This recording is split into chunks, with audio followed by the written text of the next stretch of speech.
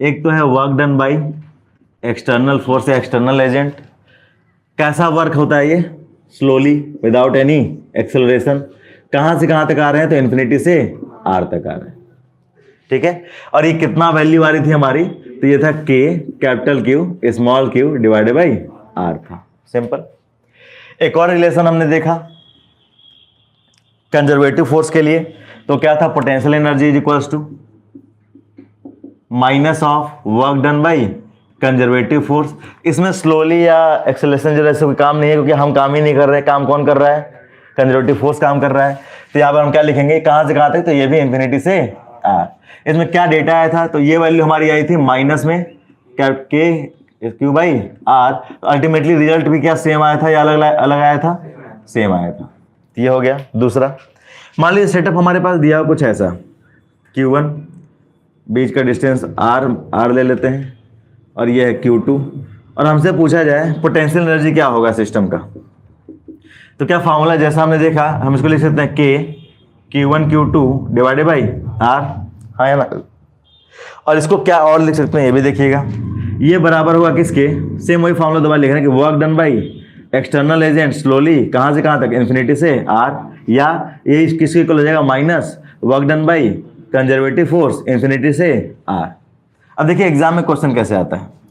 आपको एक सेटअप दे देगा ऐसा, और कहेगा work done by external agent बताइए। तो क्या work done by external agent simply potential energy के बराबर है? कोई दिक्कत नहीं होगा। तो अगर ये पता है तो आंसर मार्क हो जाएगा कैलकुलेट करके। या ये पूछता है और घुमाने के लिए कि work done by conservative force बताइए। तो work done by conservative force क्या हो जाएगा? जो भी ये वैल्यू आएगी उसको इधर माइनस ट्रांसफर कर देंगे, निगेशन में माइनस में आंसर आ जाएगा। बस यही इतना अंतर होता है, इतना ही अंतर होता है। ठीक है, कोई दिक्कत? अच्छा, इसको हम ऐसे भी लिख सकते हैं कि work done by conservative force is equals to minus of negation किसका है? पोटेंशियल एनर्जी का है ना।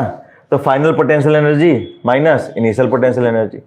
जब work done by external agent आप लिखते हैं तो हम इसको ऐसे लिख सकते हैं, प्लस में लिखेंगे final potential energy minus initial potential energy. और सबसे इंपॉर्टेंट पॉइंट आप जान ही रहे क्या? पोटेंशियल एनर्जी एट इंफिनिटी क्या लेंगे? इक्वल टू 0 लेंगे। ऐसा क्यों होता है? Because there is no interaction.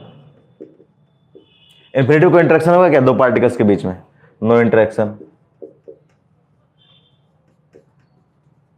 तो ये सारे पॉइंट्स इंपॉर्टेंट है, फिर से अपना बुलेट फॉर्म में ऊपर नीचे आराम से लिख लीजिए।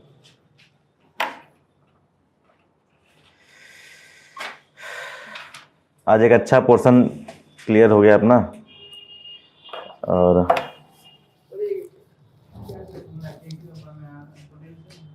हाँ, पोटेंशियल जो सेटअप था उसका ये है, वर्क डन से रिलेशन फार्मूला ये जो इससे पहले किए थे, उसका कंजर्वेटिव वर्क डन से रिलेशन फार्मूला सेम ही आया है, बस उसको दोबारा एडजस्ट फॉर्म में लिखे हैं, छोटे समराइज फॉर्म में।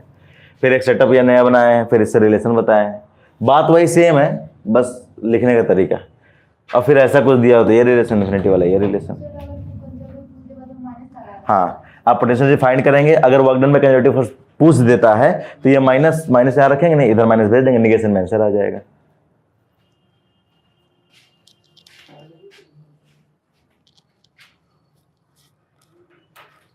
चलिए